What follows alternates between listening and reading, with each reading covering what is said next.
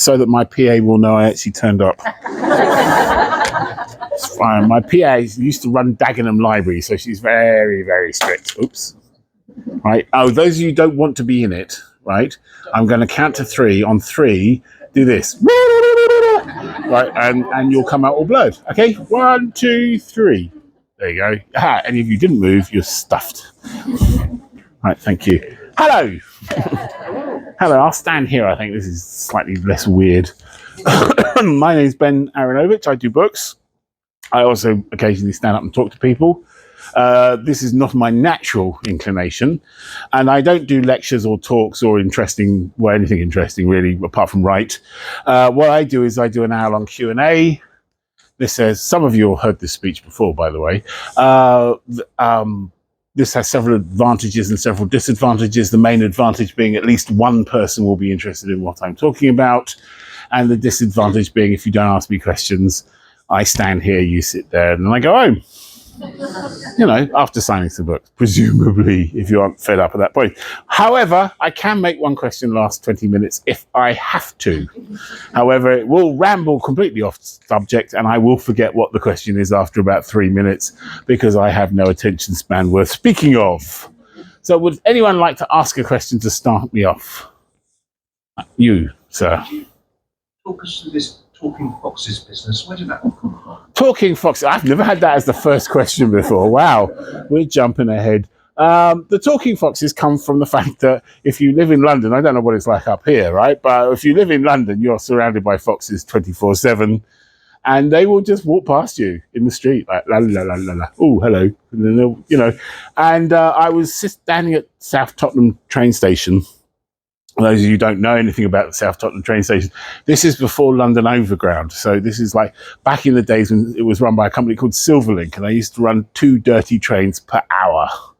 Right, so I spent quite a lot of time at South London, at South Tottenham train station, which is an elevated train station, and it's right next to a bridge that goes across a very busy main road called Seven Sisters. And of course, the foxes use it to get across the road, right? So I was just standing there in the middle of the night, la, la, la, la, and this fox just ran, came level with me and went, all right, just, and that stuck in my mind. So I put, and this is like very typical of me, what happens is I will put like one line into a book, and the next thing I know, I'm stuck with a bloody character for the rest of the bloody series, right? This has happened with so many characters that I'm, you know, and because I don't kill characters off on a regular basis, I get kind of stuck with them. So the foxes, it was just a joke. Book three, Abigail goes, oh, a fox came up to me and said, you know, you're on the wrong side of the river. Next book. Couple more references to foxes, and the next thing I know, I've got bloody foxes everywhere. Yeah, well, good, because you're stuck with them. I mean, literally this morning, I was writing a fox scene. I was thinking, why do these foxes get into everything? I was writing a scene this morning where Peter goes home, and Beverly tells her to dig the twins out of the back garden because one of them has started going into the fox den, where they have Wi-Fi and she can use an iPad. Because they're talking foxes, so of course they have Wi-Fi. Probably Peter's Wi-Fi, actually, but... so they get everywhere. So that's what happened. And then I worked out where they came from, and I worked out their origins, which I still haven't explained to anyone, because it's more fun that way. And also because it's you know, it's not sort of thing you just drop into the conversation. Well, where did you come from? You know, as you know, Bob, us talking foxes. So I know where they came from. I know why they think they're spies, but that's something that will come out over time. So you're not actually answering the question. What was the question? Where do they come from? You're saying you won't tell us. Yes. Well, no, I thought you meant where did they come from creatively, not where did they come from as characters. You know, you're going to wait, you've got to read the bloody books. Jesus. I'm not giving that away now. Yeah. So, you know, but I have to, I mean, I literally have to have a kind of pest control with the foxes to stop them from taking over the books. So it's like, no, you're not allowed to have more than 10% of screen time, basically. It's like, get back in the den. So, yeah, foxes. Anyone got a question that's not about foxes? Been a massive fan for years. Thank you so much for coming to see us. When I read the first book, I looked you up and I was really surprised to find out you're a white guy because you write the black characters so well. And I wondered how that came about. That's always a tricky. Do you find it quite natural to write? Well, I just there wasn't any point where Peter Grant was white. Okay, he always was a black guy. I don't know why. It just was. Just a lot of my characters, they just are, right? I don't sit down and think to myself, in the same way that I didn't think to myself, Nightingale, I wonder if he's a posh guy from the 1940s, right? No. He just turned up, a posh guy from the 1940s. Never had to come up with a reason as why he was still alive, right? That was basically Nightingale. And so I kind of he just walked into my life one day with his bloody family and his dad and his mum. I could write him with confidence because I grew up in a mixed area with a lot of friends. I mean, and he basically lives in an estate down the road from where I grew up, and he went to my school. I mean, I made sure of that. He went to my school. He went to my son's school, so I could keep current because, of course, he's at least 30 years younger than me, and so therefore I had to freaking work out what he'd watched as a kid. It's Biker Grove. I had to go and watch Biker Grove. That was a trial, I can tell you. Because he didn't grow up watching Robert's Robots. He grew up watching Biker Grove. And so these are the things when you the main problem with writing a character like that is the fact that they were born 5 years after Return of the Jedi came out. See, that's my main problem with Peter. You can imagine my problem with Abigail is I have no bloody cultural touchstones with her whatsoever. I had to go and sit on the top decks of buses listening to kids talking on the way back from school to get bloody Abigail. Fortunately, you don't have to sit very close to them to hear every single fucking word they say. My God, they're loud. My son's like that. Indoor voice. This is my indoor voice. Please stop shouting about Batman in my ear. Right. So that's where that comes from. It's much easier to write about people if you know a lot of people.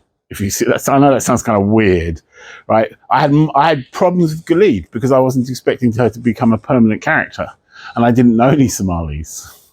See, so with Khalid, I had to go and find some Somalis and go, please tell me about this. I'm not a natural researcher that way. Linda LaPlante will talk her way into a Russian morgue and will give this long description of what inside of bodies and all sorts of things. I can't do that. I always think, they're probably busy. I don't want to bother you. So I rely now on the fact that people will come up and tell me things whether I want to know them or not. So this is quite good. People come up, I call it, I think you'll know. I think you'll find, which is a question. So people will email me and say things like, I think you'll find that the 275 from Paddington would have been a class 5 locomotive. And that person then becomes my train person. You see, it's a very dangerous thing to do, to get in contact with me. Right, with a specialist thing, right? I've got at least 2 Greek specialists who made the mistake of picking me up on my Greek, and now they have to work for me for free, and shits and giggles and occasional acknowledgements at the end of books. So but you can find this information. You have to do a lot of research if you don't know things. They say write about what you know. What they don't say is sometimes you have to go out and find out stuff. So you do know it, but you have to. That's the end of the process, not the beginning of the process. So another question. How did the idea of the rivers, personalities, and incorporating those? Well, that's kind of like, the Father Thames has always been a character. I mean, they've got statues of him at Letchworth where he looks like something out of a Blake, great big beard. And he's been a character and the tradition of river spirits goes all the way back to the pre-Roman period in this country. And so therefore, it wasn't exactly a main thing to have a river spirits. And the idea that Mama Thames came from Nigeria came about, okay, you have to take the process back, right? Begin at the beginning. Story ideas come from lots of different directions. You sit down to write a story and you've got your heads full of bits and pieces and you kind of fit them together like a jigsaw until you find something. And one of the parts was called Magic Cops. And that was basically the idea of police that do magic. It's basically what if Gandalf joined the Sweeney, right? And I'm, because on the books, because contemporary, they have Harry Potter join the fuss, but that's not how I think of it. I think of it as the Sweeney, get your trousers on, you're nicked. That's what I'm thinking. I'm thinking of that kind of policing. And I like the idea of kind of like working class wizards. That kind of appealed to me. So you got like working class, oh God, not another fucking spell. Right. Jesus, a demon, fuck me, God. No, and that's kind of like, moaning all the way down to kind of like casting spells while moaning about it, which is, of course, what all police officers do 24/7. And the other side of it, where ironically Nightingale and Mama Thames comes from, was just an idle idea I had in my head was, what if Hogwarts was a comprehensive? And I thought, well, if Hogwarts was a comprehensive, you wouldn't get an owl, you'd get a social worker. Right? And I thought, well, who's the social worker? And I thought, well, formidable Nigerian social worker. This is a stereotype in London. I don't know what it's like up here, but in London, that's a stereotype. Somebody went into social working because, I don't know, nobody knows why they went into social working, but they've got all the empathy of a block of stone. And you get a lot of nurses like that as well. There's a particular generation of Nigerian nurses who did it because they wanted to do nursing because it was a prestigious job. And really, they don't like sick people, which was the background I gave Mama Thames in the end.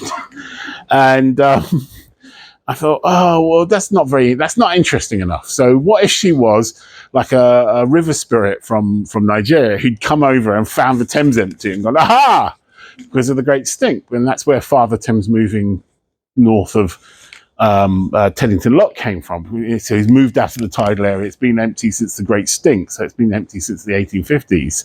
And she comes in and goes, hooray! And her arrival has sparked the whole process by which the Thames is now much cleaner than it was in the 1950s. In the 1950s, you would poison yourself before you drowned if you fell in the Thames. I'm not kidding. This is literally, people would die of poisoning if they fell in the Thames. And I thought, well, that's a good idea. And then when I started doing the book, because this was just an idle idea I had in my head, I kind of combined her, and the headmaster of the school would be somebody who had actually run the kind of Hogwartsy school before everyone was killed in World War II. And that's where Nightingale came from. See, so those two characters kind of came as a package with that. And then I found a map of all the rivers of London, right? Literally all the various tributaries, some of them above ground, some of them underground, canalized and sewerized now. And I just went, yay, lots of rivers, because it was a book and I needed characters. And one of them was Beverly Brook, and that's a name. And there you go. And off we go. And then once you've decided one tributary has to be a daughter of Mama Thames, then they've all got to be the daughters of Mama Thames, and all the tributaries above Teddington Lock have to be tributaries of the old man of the river. And suddenly you're sitting there thinking, well, Ash, who is one of Father Thames's boys, runs right past, I think it's Shepperton, and so therefore is good looking and stupid. Right? He's got that kind of actor's good look, got lots of charisma, not really thinking about things.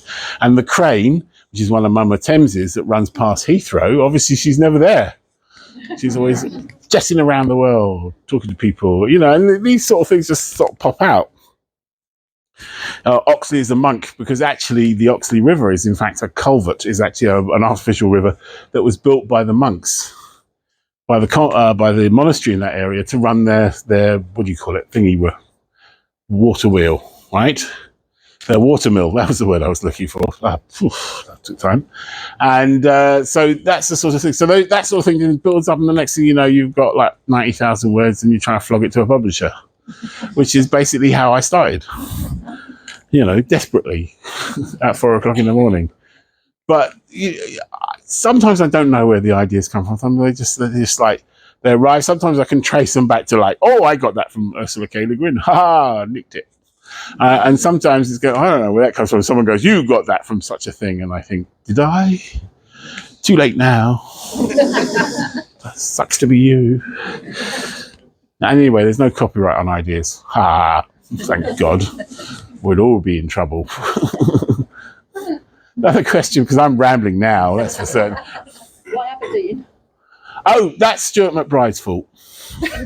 I said, I don't know if any of you don't know who Stuart McBride is. Stuart McBride is a very funny gory crime writer from Aberdeen, right, who wrote about Aberdeen. And I don't like noir. I don't like Scandi noir or its imitators, Granite Noir, because I just go, oh, for God's sake, get a...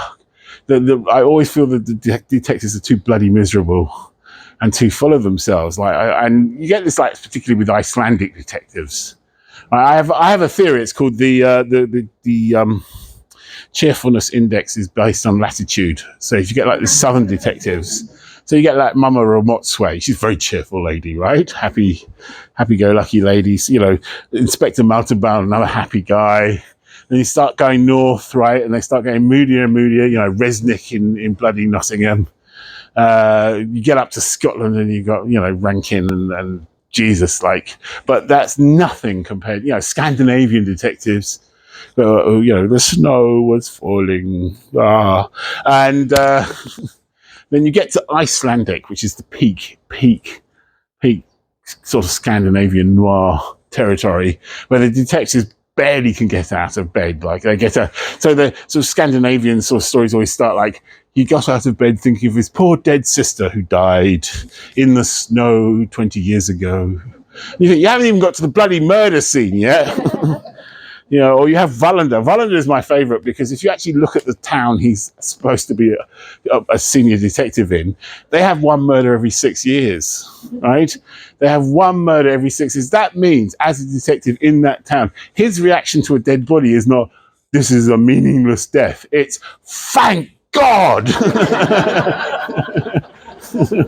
Right? Because otherwise you don't become a police officer. If your attitude is this is all meaningless, you don't stay in the force. You just don't. That's why they all have this terrible sense of humor, or are awful people, one of the two, right? That's your two choices as a police officer.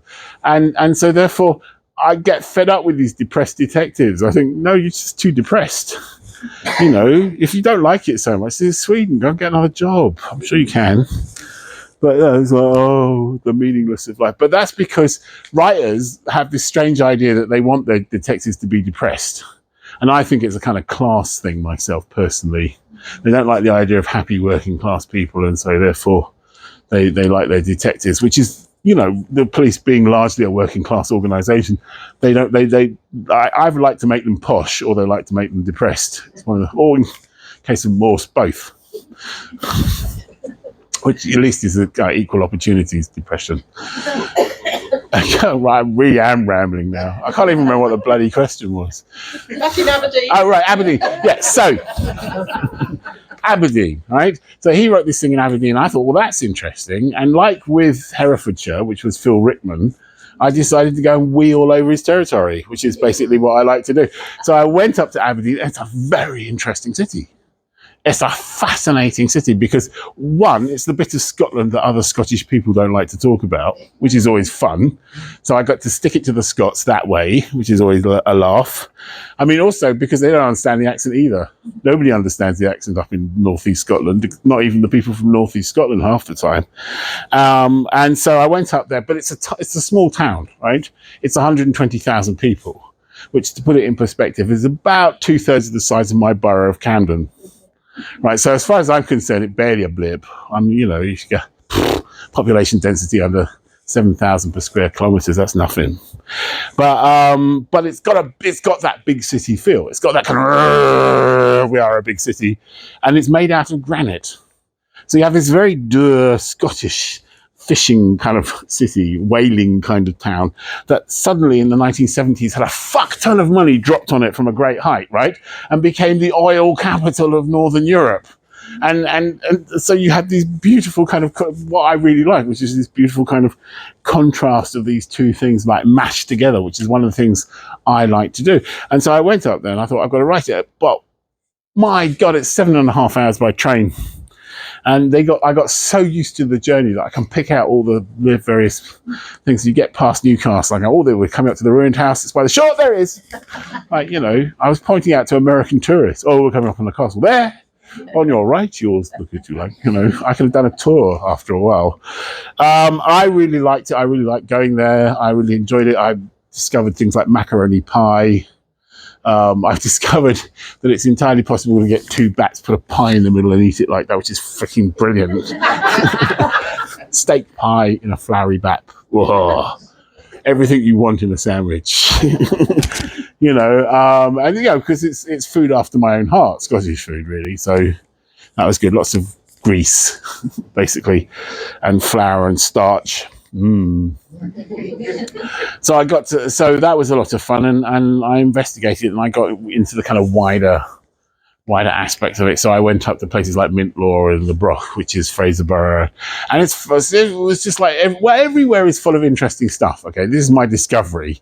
If I go anywhere and I go to the local history library, if the local history is this the local history library? We do have a big archive downstairs. Yeah, so this is the local history library. I would go here and I would find stuff. I would bet you I could find stuff you'd never heard of in your own town, right? And I could make a story out of it if I wanted to. I'm not sure I want to, but I could if I wanted to, okay? Not because I don't like Redditch, but because there's everywhere's like that, right? I went to Havering, the most boring borough of London, basically. Okay, mostly green. I found out there's a redwoods, the giant redwood trees. There are now more giant redwood trees in Britain than there are in America, by the way, in case you're wondering.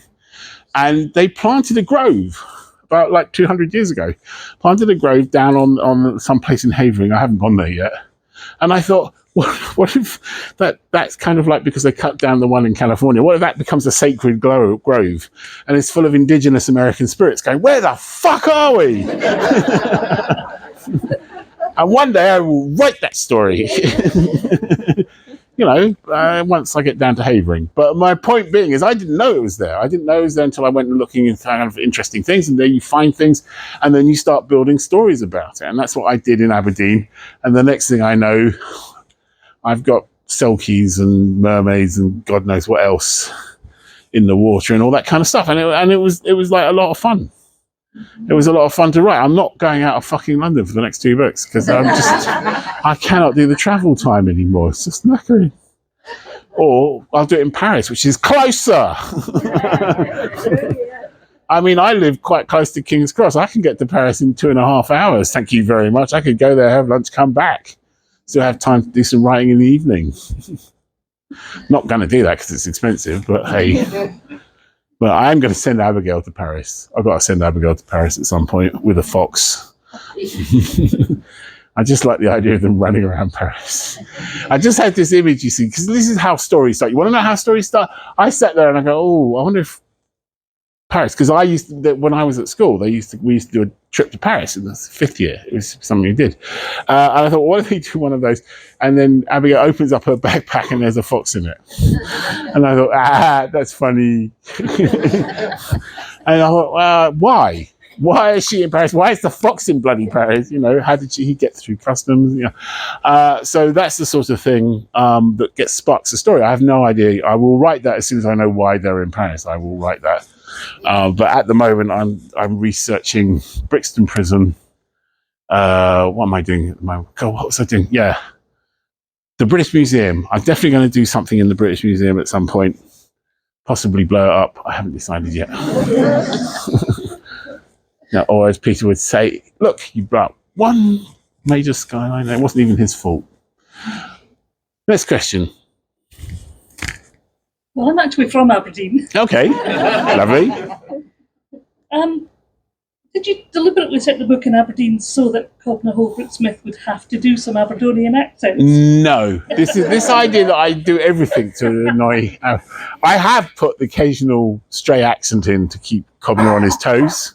There's a completely spurious Ulster woman in Foxglove Summer who is just there so that I would make Cobna do the accent, and my French Vietnamese special constable in City was also there for that reason.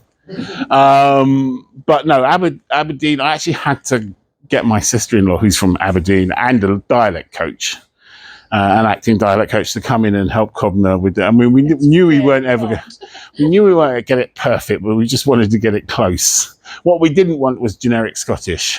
Yes. So we tried to get as close. Quite right, No, nearly. yeah, but nearly, but at least not, like Edinburgh, right? Or basic Highland, which is quite fun. I mean, for those of you who don't know, they speak a dialect called Doric, right? Which is got completely different words from everybody else. It's a great language and it sounds really funny. But it you know, and it's got several versions as well, because you have countryside Doric and you have Aberdonian Doric, and people from the Broch can tell you if you come from Mintlaw and stuff like that. So that was a lot of fun, but I had to get help for them to do it. Yeah. You know, I'm sticking to London. I'm just going to throw in a few Americans I can recommend, as a tricky accent for him, I can recommend Wolverhampton. I'm not going to send them to Wolverhampton. But it's only At least an hour and a half on not in this book. Maybe the next book. It depends on whether the train's running on time or not, though, isn't it? I've just discovered. Have you noticed, like, they've got these new things that for the staff, where they have the train sort of like diagram, and you can go. I figured out how to use it because it was stuck at Bristol. The train was delayed by half an hour, so I got to. And Bristol's a very busy station with trains going in and out. So I figured out how to use it while I'm sitting there. So now I'm sitting there going, "Oh, I want to do a story on the West Coast Main Line," because then I can have Jagged. You see, then I can put Jagged in, and we can have a proper Jagged story on the West Coast Main Line. And then I thought, really, you want to spend that much time on the West Coast Main Line? Maybe the East Line or the Pennine Way, the Pennine, Trans-Pennine. Haha! There's a fun bloody railway that I've done quite a lot. Or do the cross country, which I always think of as the zipper. He comes down there. Has anyone ever done the one that comes from all the way from Aberdeen down to Penzance? It's a ridiculous journey. Nobody I've ever does the whole journey. You just do bits of it, but that was a lot of fun. I did that from Edinburgh to Cardiff, which is a big chunk of it, and that was back when cross country had terrible trains and the trolley. That's all you had. All you had to try. I've never eaten so many Mars bars in my life, and drunk so much instant coffee. I drink a lot of instant coffee. Rambling again. Question. Are we going to see more of the baby lug? The baby lug. Baby. I don't know. I don't ever think to myself, I will put them, but, you know, who knows? I'm trying to think how old he'll be now, actually. I don't know. He might come down for a school visit at some point. Who knows? I mean, I never know what characters are going to be in something. I'll be writing a book, and then a character will go, "Hello, I'm in this book," and I go, "Fuck it." Right, you were going to be in the next book. Well, I got in this one. So, you know, Leslie is particularly bad at that. Leslie will turn up. I never know when Leslie's going to turn up. She's like the Pimpernel, Scarlet Pimpernel. I just like, you weren't supposed to be in this, but she wasn't supposed to be in amongst our weapons. She sneaked in. I thought, oh no. There you go.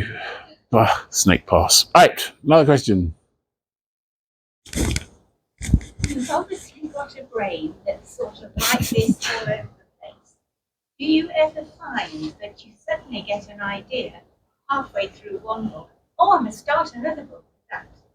Not only does that happens every single bloody time, right?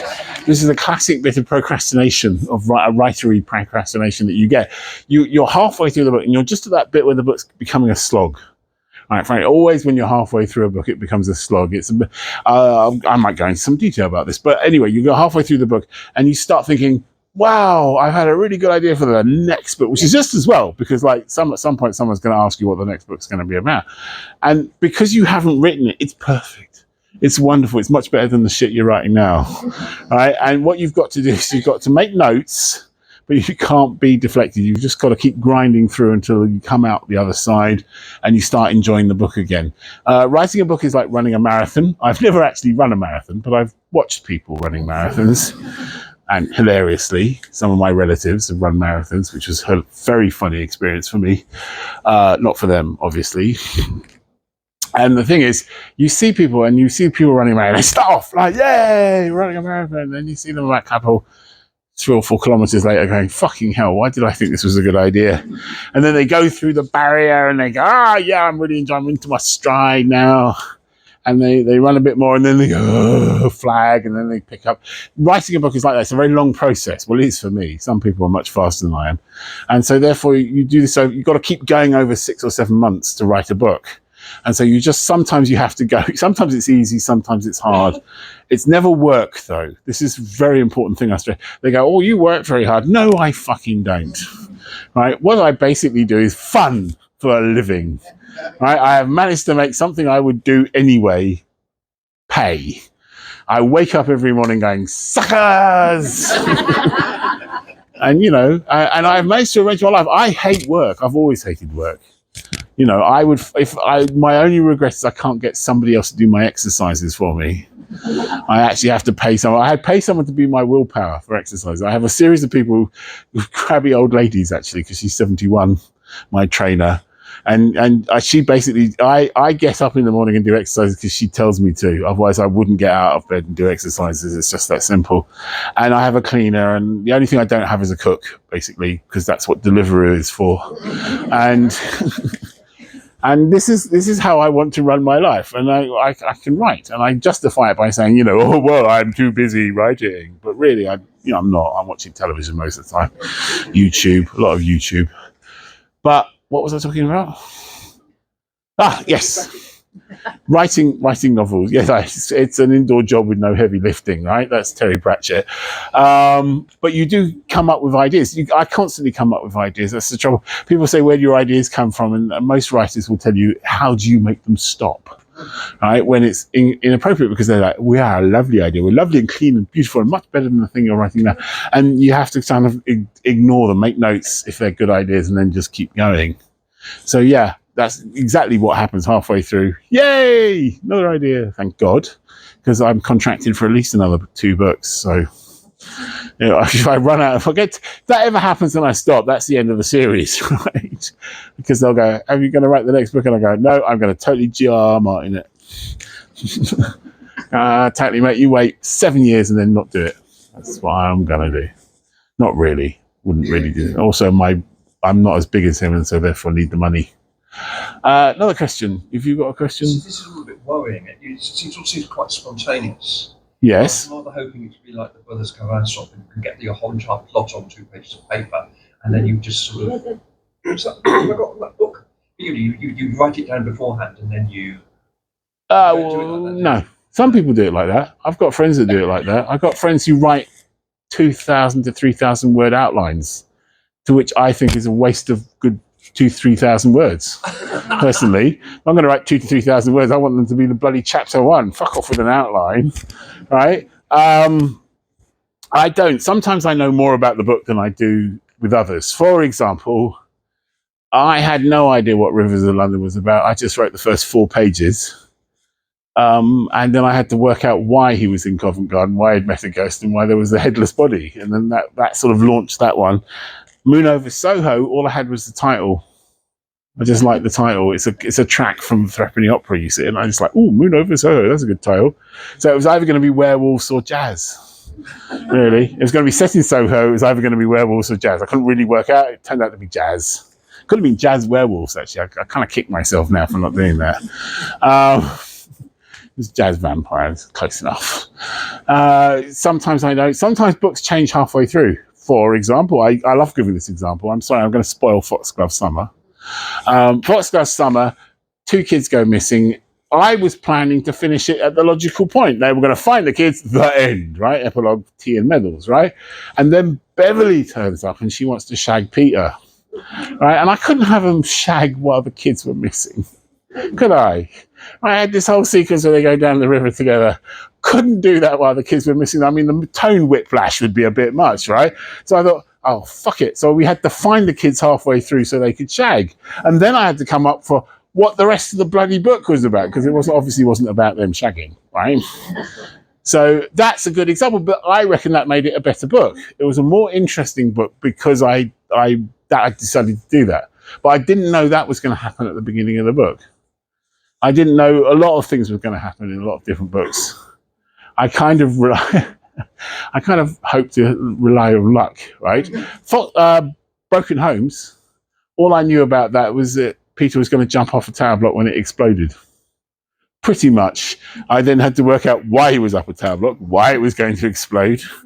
You know, that's all I knew at the beginning of the book. Oh, it's going to end up with the thing exploding, yay! Oh, and the betrayal as well.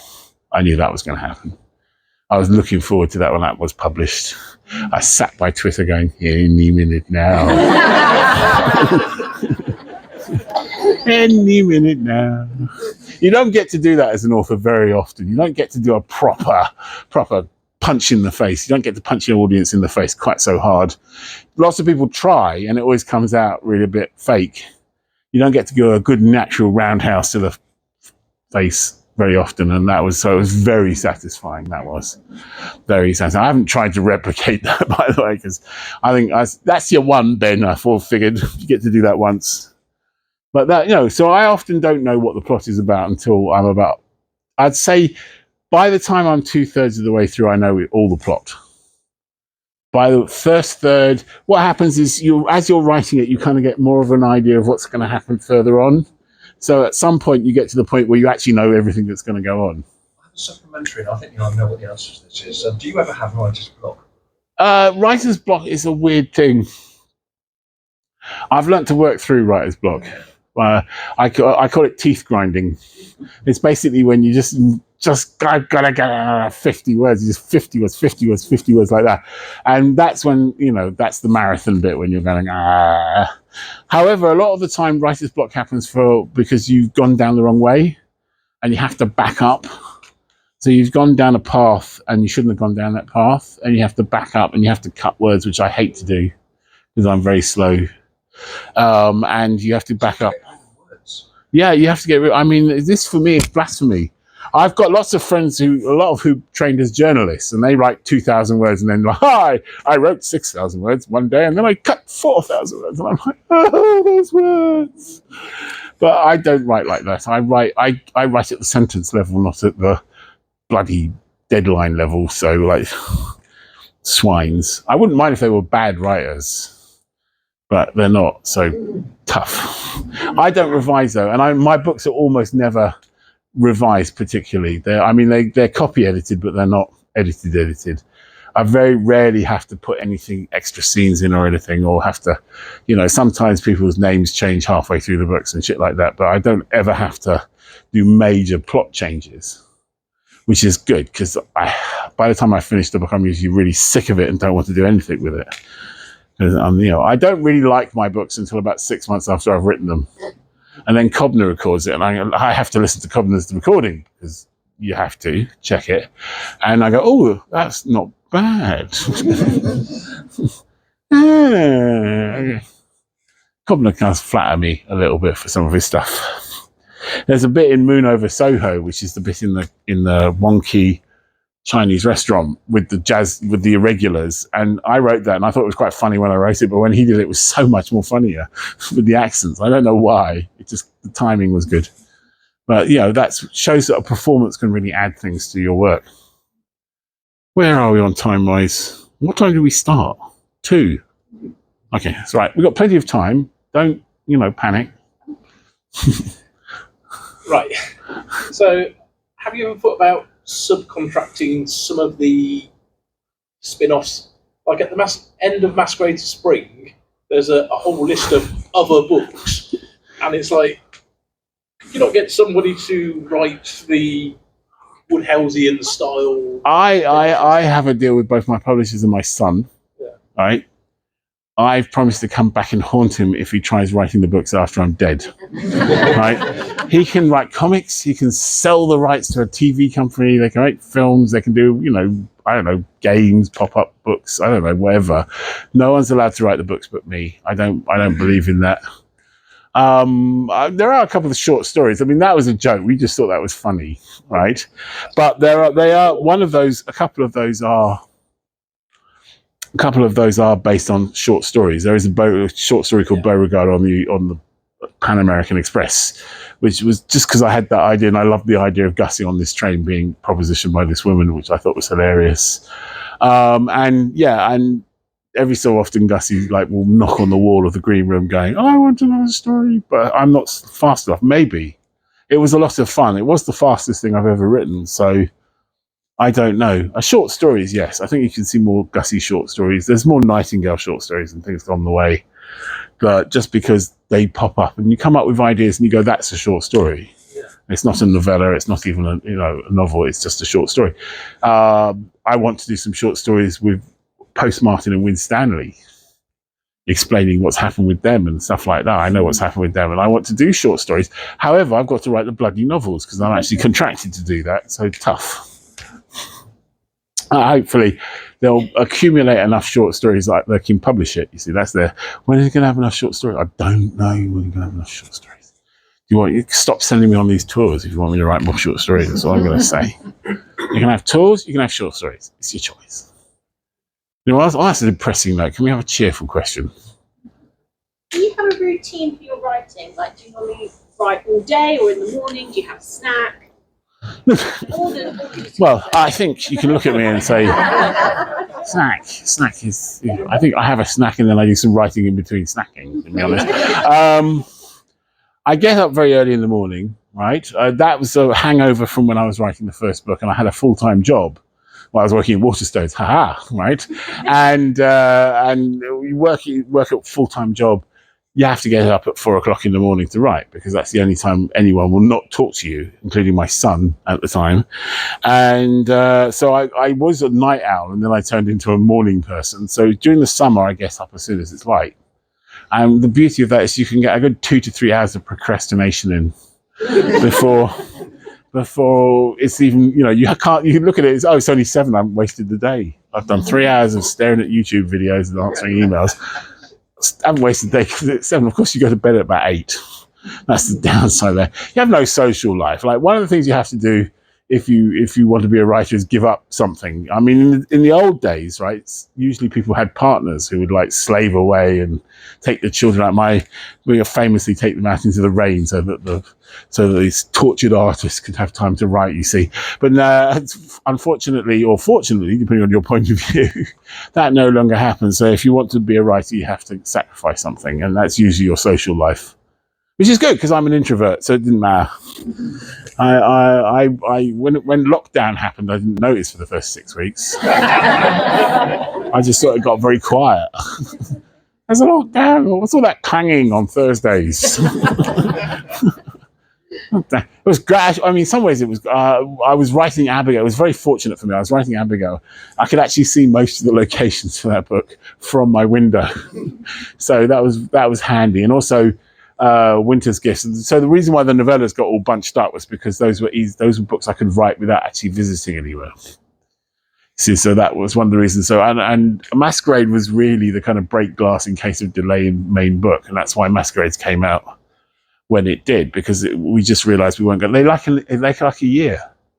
They like you'd hand in the book and they like a year ready. If you're not a famous author, they can just knock you out in 6 weeks. Right, but if you're like successful, then people at Waterstones want some warning. Now, and they don't tell you this though, by the way. You only find out when you're late, and they go, "But Waterstones was counting on you for the autumn catalogue." Yeah, I could have mentioned that 6 months ago when I was in a position to do something about it. So that's kind of like I don't know what that is. That's me rambling, actually. What was the question again? What's your routine? Oh, yes, my routine. So I get up in the morning and then I drag myself out to go training with my 71-year-old trainer who just goes, "Get out that bloody hill." Oh, I don't want to go up the hill. Which basically privatized my willpower. Then I go home and I write. And if I'm feeling frisky, I write, for about 3 hours and I get all my work done in that first morning. And then I spend the rest of the day watching television, or usually actually being nowadays having to do kind of like a tremendous amount of stuff starts to generate as you get successful that you have to do that you can't lie. So I have to go and talk to people like this. Hello, right? Otherwise I'd be in bed right now having a nap. I'm just telling you. I'm not complaining, but I'm just telling you right now I'd be in bed having a nap. However, unfortunately for me, all the people I work with have developed a radar for when I'm in bed. They never phone me. I have randomly nap. I'm a random nap. Oh, I feel a bit tired. And you lie down, and my phone will ring. It's like, is there a camera watching me that that I'm in bed? Sorry, that's my particular beef at the moment. It happened yesterday. But then I write, and then I have lunch, and then I'm sleepy. Then I have a nap, and then usually someone phones me up. And then I get up and I do some writing, and then until I get tired, and then I watch TV or something, and then I go to bed. That's my life. I don't have a life, actually. If I wasn't coming out to see you guys, I would never talk to anyone at all, apart from people I work with. This is fine, by the way. Don't worry about this. Don't think to yourself, oh, that's so sad. I'm an introvert. I'm one of these weird extroverted introverts. So I like doing this, but I'll go home and I'll have a nice nap afterwards. So don't worry about it. That's all there is to it. I'm not very organized. I do a lot of research, so I go places. So often I'm usually I go places I've been a lot to the London Zoo because I did a short story for their bicentennial.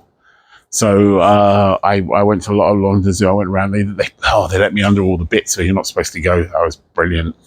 Did you know there's like a 500,000 litre tank of salt water under the old aquarium? They can't drain it. Right, because it's just too much salt water. Then what the fuck do we do with 500,000 liters of in a listed building that's falling down? You see, this is like a problem. London Zoo is the biggest concentration of listed buildings in the country, right? And the trouble is, people made these magnificent buildings that are totally unfit for keeping animals in a modern zoo in. So that lovely penguin, you must have seen the white penguin thing. You can't keep penguins in there; they freaking hate it. Right, so the penguins now have this vast kind of lovely landscape kind of lake called Penguin Beach, right? And they can't knock it down because it's the first ever use of curved concrete, right? So it's like a grade 2 star listed bloody structure. They can't do anything with it. They can't knock it down. It just sits there with a couple of Canadian goose on it, because the Canadian geese seem to have figured out that they can just land there and no one's going to bother them. So, and the Egyptian geese. I went there. There was 2 Canadian geese on one side and 2 Egyptian geese on the other, and they were kind of eyeing each other like this. I just thought, oh, there's trouble. And they've got that's just one building, and they have these artificial mountains, which are examples of early concrete sculpture, which they can't knock down. They can't do anything with them. They're structurally unsound.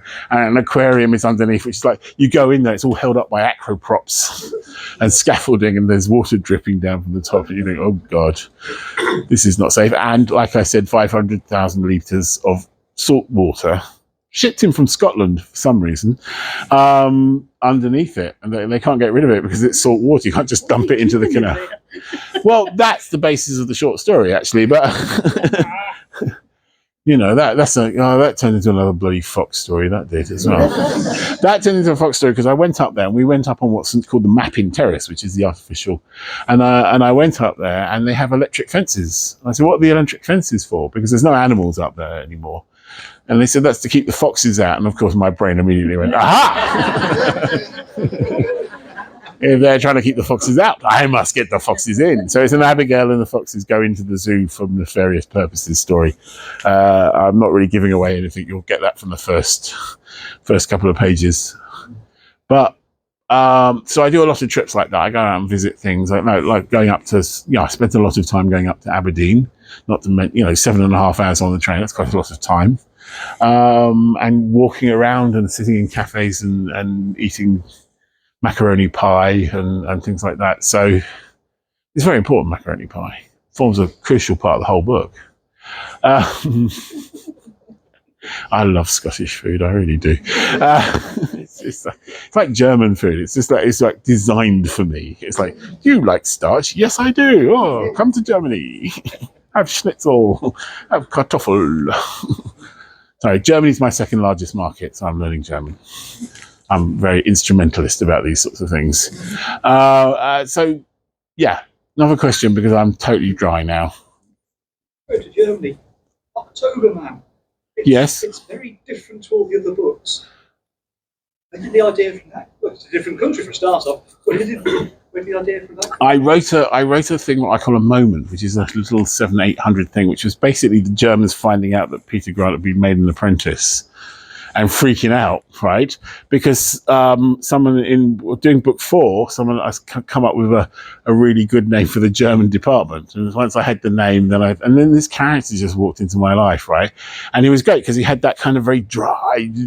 Germans do have a sense of humor, but it's incredibly. It comes in 2 flavors. It comes in fat people falling over and farting, or it comes in a very dry, the most very, very dry, cynical kind of sarcastic kind of like irony. They like irony, and this guy just came in with his irony, and I like the idea of him because he was the anti-Peter. So he doesn't want to do magic, but he does it because he's been told he has to do it because he's German, and that's what you do when you're instructed to go and learn magic. You go and learn magic, and then you do all these things, and but he kind of like resents it a bit. So I just like that because it was so different from Peter. Yay, magic! It was like I just thought that would be fun. And then so I wrote that little thing, and then he went. That character sat in the green room going, "Oh, what a story! Oh, what a story!" So I came up with the idea of the 4 novellas so that I could do all the bloody characters at that point. We're lining up in the green room demanding a story. Right at that point, I'm going to go give you all a story, and they're all going to be linked. And we use the theme of the kind of spring, summer, autumn, winter. And the first one I wrote was October Man, and that was basically where that came from, because bloody he wouldn't shut up, and I still haven't shut up really. I've got a whole German novel that I don't have time to write, because it's like, you think it's hard doing research in this country, try doing it when you don't even speak the language. It's like Frankfurt. German expert. Yeah, well, it's not hard to find experts. It's very hard to actually write that far out of your understanding.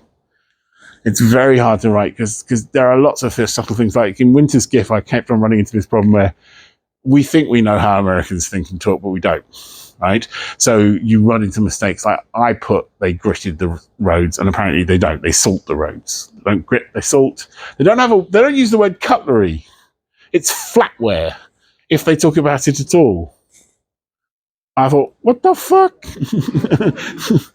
And they just have they're just weird Americans. That's all I'm going to say.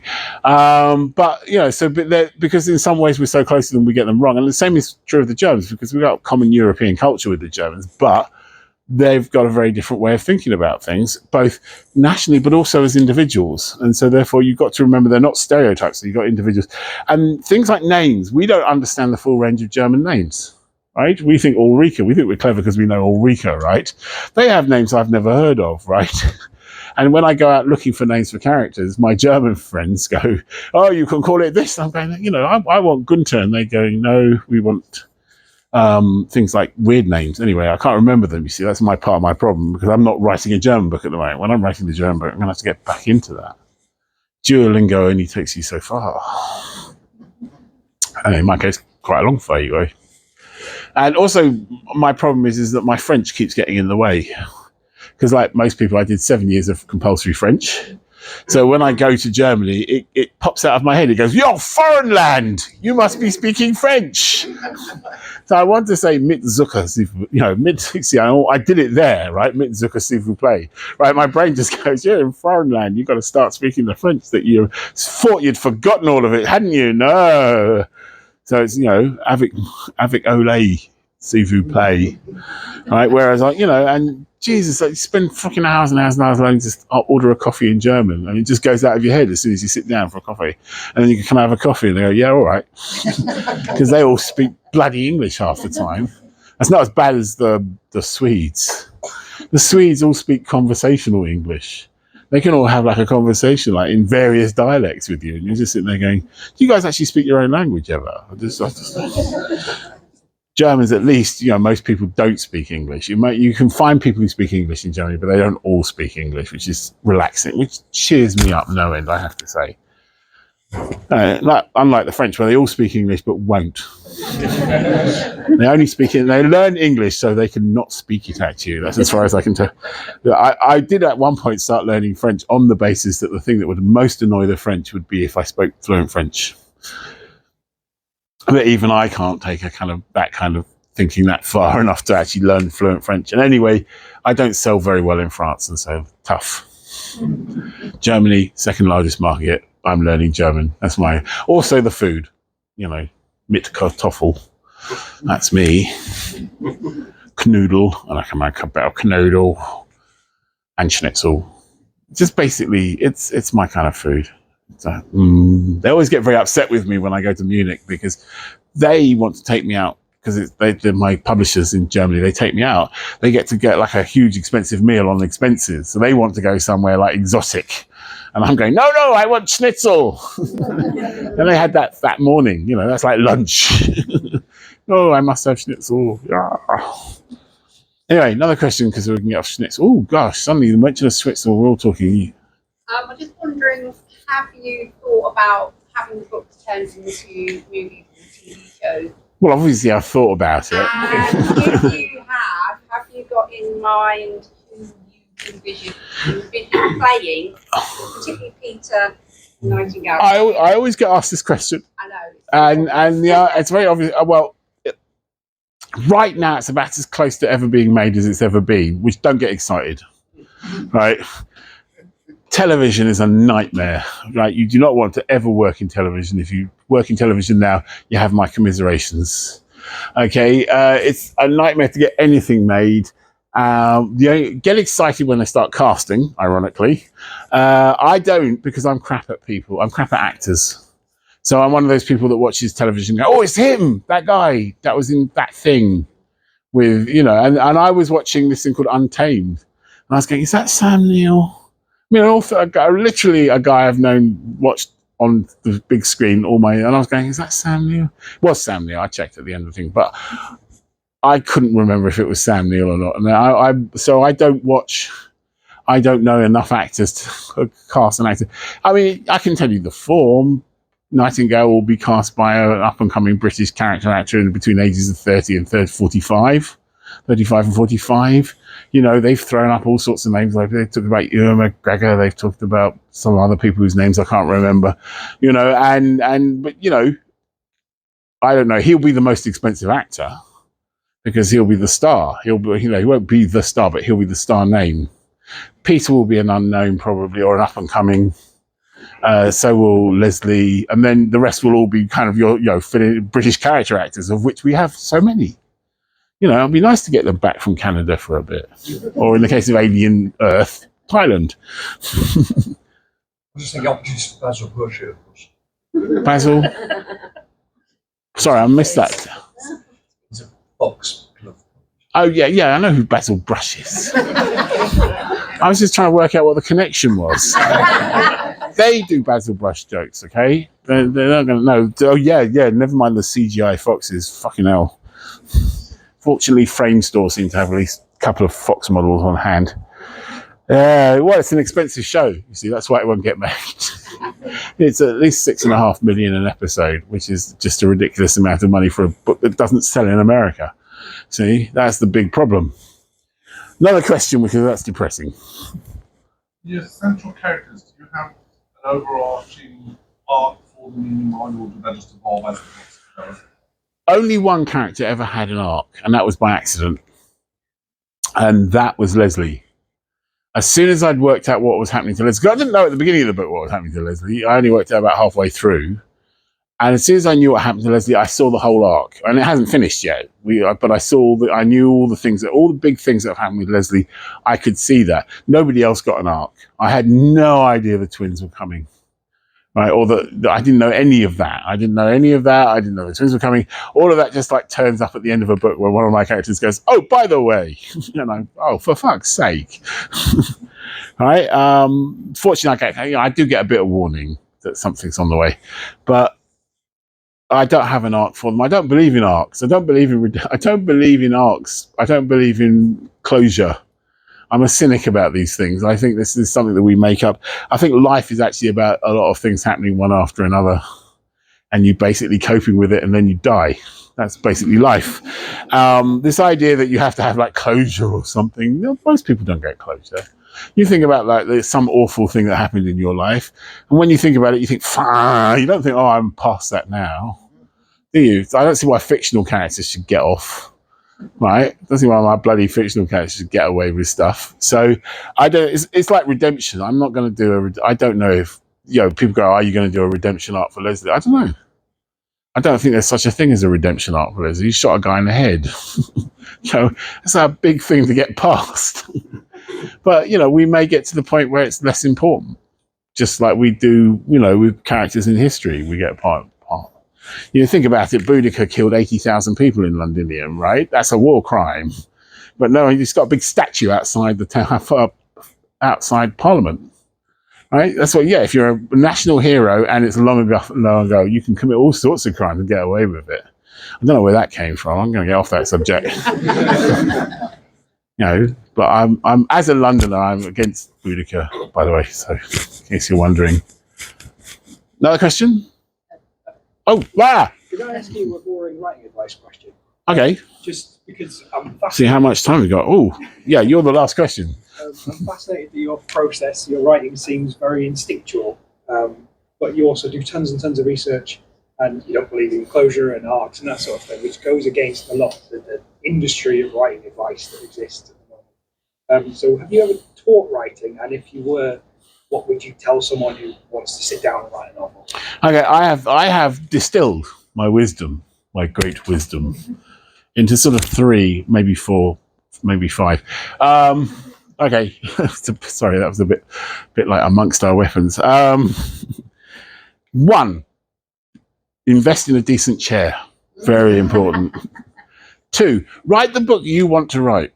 Right? Don't worry about how you're going to sell it. You've got to fucking write it before you can sell it. You might as well just, in the first instance, write the book. The first book you write might not be any good, right? So you might as well enjoy writing it. That's my attitude. So just write the book about the subject that you want to write. You do not know what the zeitgeist. It takes me 6 months to a year to write a single book, right? And in that period of time, the zeitgeist can move. Like, suddenly it's bloody vampires again, or suddenly it's bondage or something, but you don't know what's going to be popular. At the moment, it's a romantasy, right? So millions of quite good writers are rushing out writing books. And apparently the thing about romantasy is it's got to have sex in it, lots of sex, preferably with a monster, right? And I couldn't sit down. By the time I sat down and wrote one with lots of sex with a monster in it, right, it would have gone, right? It would be like, oh, we're not doing that anymore. And that would be me stuffed. And that's you. If you're starting out when you're writing, you're not going to get, even if you start now and you write a book and you do it in quite a fast time, like 3 months out of massive enthusiasm, it's still going to take you about 6 more months just to get it to a publisher, right? Before even somebody reads it, like an agent or a publisher reads it, at which point you might be out of date. And anyway, they don't care, because what the gatekeepers want is they want to fall in love with your work. And since it's like love, it's one of those things you never know it's going to happen until it happens. They don't know what they're going to like until they've read it.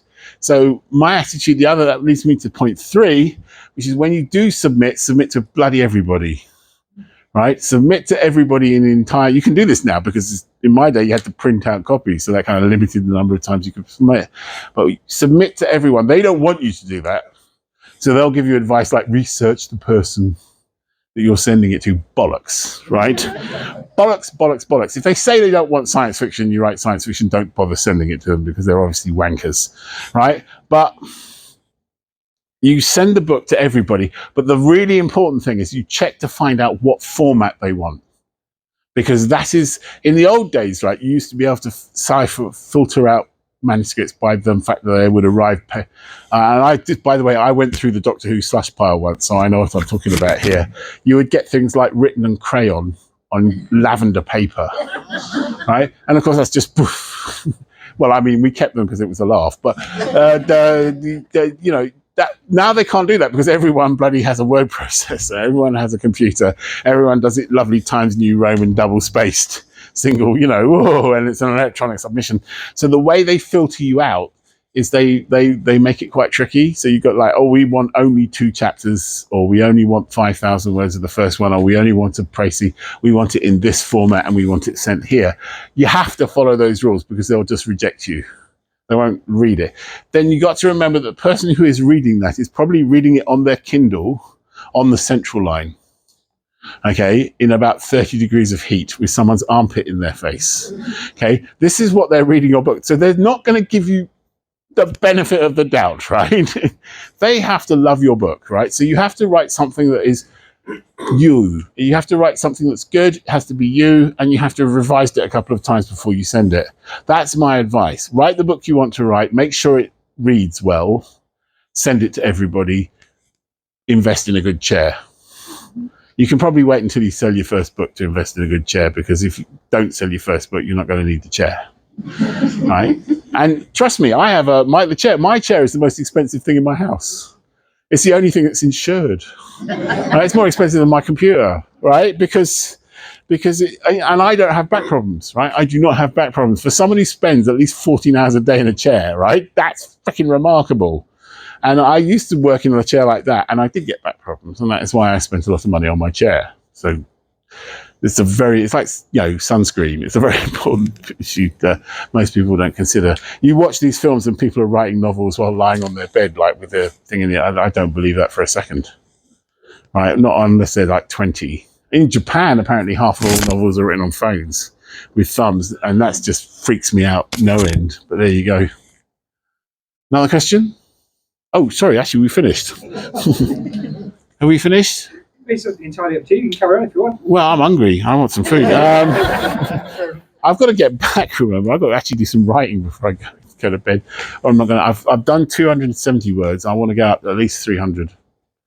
And you're thinking, that's 30 words. Yeah, but good 30 words. Right. Now, I have a couple of requests about signing. I will sign anything, right? Got no shame. Sign other people's books. I'm not bothered. However, if you have brought everything I've ever written, which is quite a lot now, I've got to say, I will sign it all, but could you go to the end of the queue so the stingy bastards who've only got one book, I can get rid of them quickly. Right? I will be over there. If you give me a couple of minutes just to get into position, you can buy books, courtesy of Waterstones. I recommend it. I need the money. These chairs aren't cheap, and thank you. I've been an author. You've been an audience. Thank you very much.